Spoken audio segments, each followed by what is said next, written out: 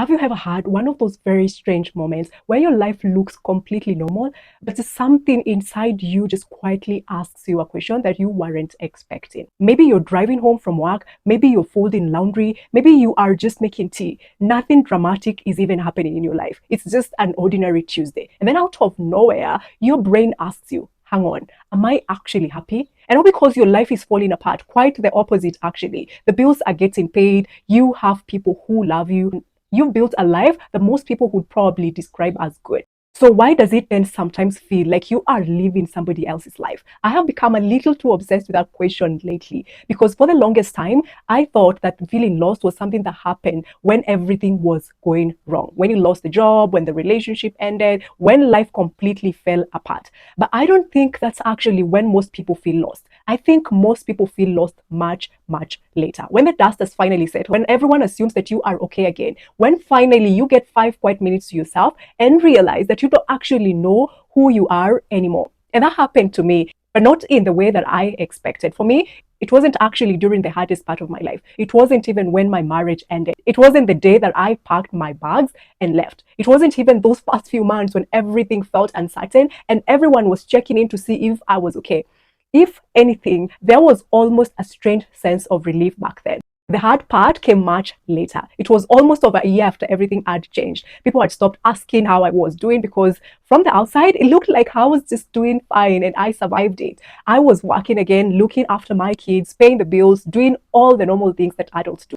Life just looked fine. And then one evening, I am standing in my own kitchen, making a cup of tea. Nothing dramatic, no music playing in the background, no life-changing conversation. Just me, waiting for the kettle to boil. And I remember looking around my own house and thinking, hang on, I don't actually know who I am anymore. Not because I was lonely and not because I missed my old life, but because I genuinely couldn't tell which parts of my life had been chosen by me and which parts that simply just happened because I had been following the next logical step. That thought honestly unsettled me because I'd always assumed adulthood worked like a map. You make the right decision and eventually you arrive at the destination. But instead, it started feeling more like an escalator. You step on when you are young, and before you know, you are 35, standing somewhere that you never consciously decided to go.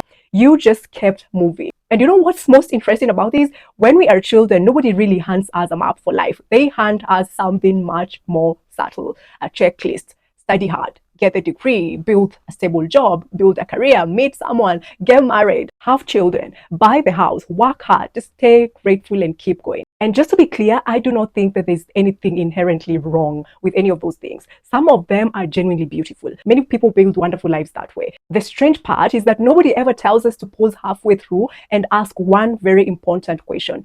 Do I actually want this? But instead, we become very incredibly good at answering everybody's questions. So what do you do? Are you married? Where do you live? When are you having children? What car do you drive? What are your next plans? And because those questions get asked over and over again, we slowly stop asking ourselves the questions that matter far more.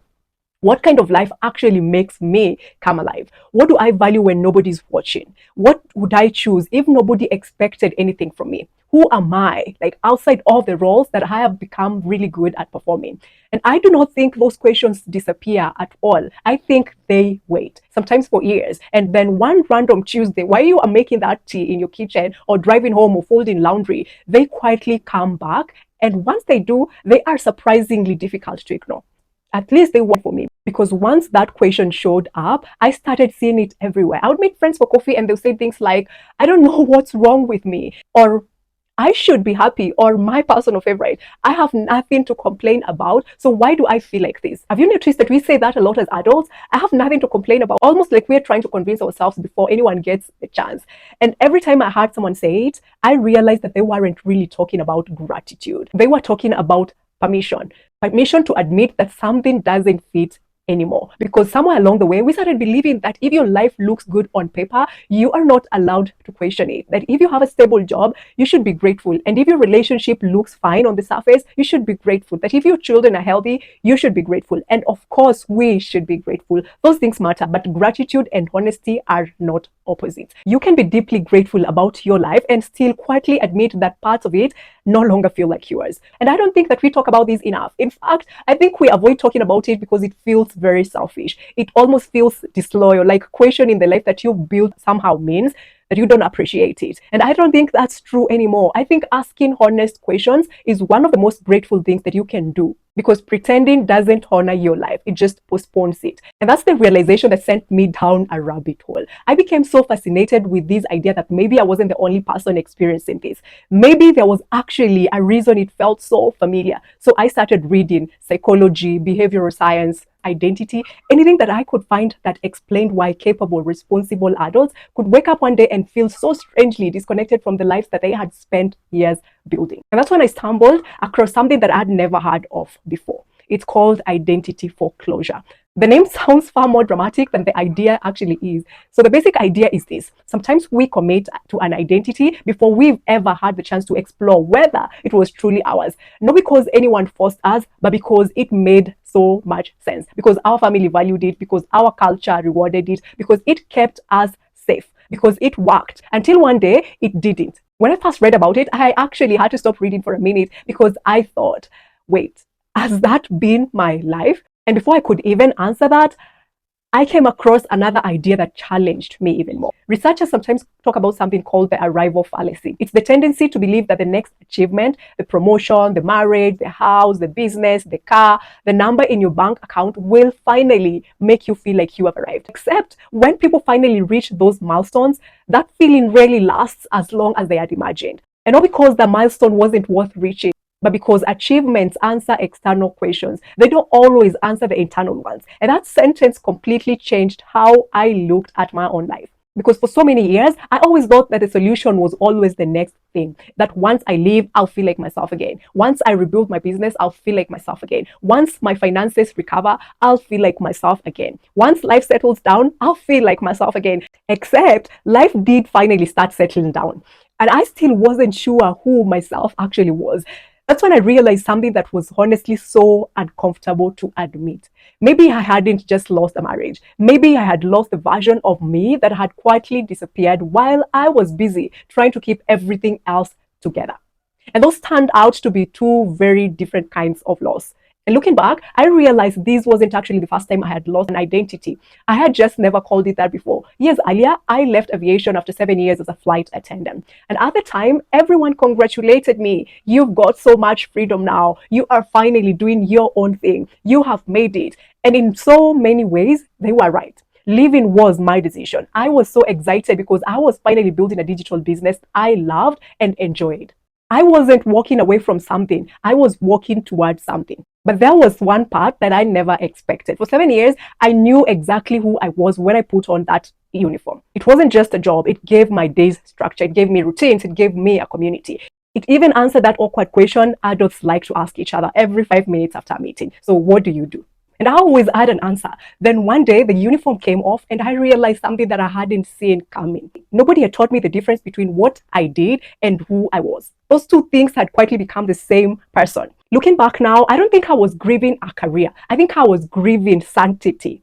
There is something so strangely comforting about knowing exactly who you are supposed to be every morning. Then suddenly, nobody tells you anything anymore. You have to decide. And deciding turns out to be so much harder than following. And I think that's why rebuilding feels so exhausting, because people assume that you are rebuilding your finances or your marriage or your career or your confidence. Sometimes you are, but underneath all of those things, you are rebuilding the person that is making those decisions. And that changes everything. Because if I do not know who I am, how do I know which career actually fits? If I don't know who I am, how do I know what kind of relationship I'm looking for? And if I don't know who I am, how do I know whether I am chasing a dream or just another checklist? That's a question that stayed with me. Not what should I do next, but who is making the decision? Those are two completely different questions. And I think so many of us spend so many years answering the first one without ever asking the second one. And that's when something else started changing for me. I stopped thinking of adulthood as one long journey and started thinking of it in seasons. And the first season is survival. You are just trying to make it, pay the bills and get through the week and keep your head above the water. And the second one is stability. You've built something, life starts making sense. People look at you and think they've got it together. And then for some of us comes a third season, one that nobody really talks about, the rebuilding. Not because everything collapsed. Sometimes it actually did, but sometimes it didn't. Rebuilding because you have become someone that your old life can no longer hold. And I think that's a very different reason to start over. Because you're no longer running away from something. You are trying to become someone. That's the season that I think that I'm in right now. Not the finished version, not the healed version, not arriving, just rebuilding slowly, sometimes beautifully, sometimes messily, sometimes taking 2 steps forward and one spectacular step backwards. And honestly, I think that's probably true for more people than we realize. Maybe that's why you are here. Maybe your marriage didn't end. Maybe your career did. Maybe you've become a parent and don't recognize yourself anymore. Maybe your children have left home. Maybe your business isn't working anymore. Maybe you've achieved everything you thought you wanted and somehow still feel strangely disconnected from your own life. Maybe you've lost something else entirely and life has forced you to find yourself again and start over. Whatever brought you here, I don't think it's random because I don't actually think the opposite of being lost is having all the answers. I think the opposite of being lost is finally asking yourself honest questions. Questions that don't fit neatly into a job title or a relationship status or a 5-year plan. Questions like, what kind of life feels true to me now? And what am I still carrying that no longer belongs to me? What would I build if I wasn't trying to impress a version of myself that no longer exists? Those are the questions I want to keep exploring. Not because I already know the answers, but because I think they are worth building a life around. And that's really why I started this channel, not to teach from the finish line, because I am not standing on one myself. I'm still in the middle of rebuilding, still learning, still changing my mind, still discovering things that I wish I had understood 10 years ago. Every week, I'll bring you the ideas, the psychology, the stories, the mistakes, the breakthroughs, and sometimes the uncomfortable truths that are changing how I see adulthood as I rebuild my life. Not so I can tell you how to live your life, but so that maybe between your story and mine, we find better questions together. Because if there's one thing that I've learned through all of these, it's that rebuilding isn't getting your old life back. It's becoming the person that your next life needs. And maybe, just maybe, you are not behind, you are not broken, you are not having a crisis. Maybe you are finally paying attention. And if that's where you are, I'm really glad that you found this channel. We've got a lot to rebuild. So let's begin.